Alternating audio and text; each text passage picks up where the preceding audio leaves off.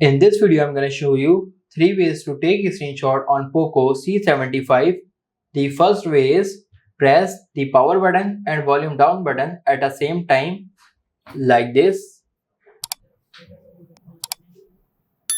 As you can see, screenshot is captured. Now second way to take a screenshot is go in notification bar, simply scroll down.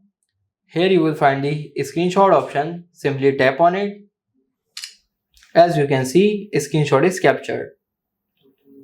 Now the third way is go in settings, scroll down, go in additional settings, go in accessibility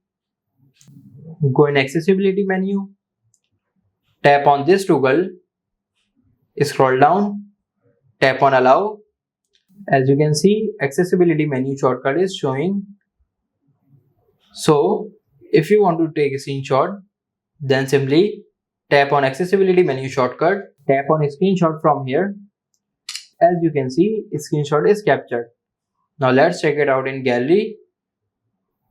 Here you can see all of 3 screenshots. So these are the 3 ways to take a screenshot on Poco C75. If this video helps you, like this video and subscribe the channel.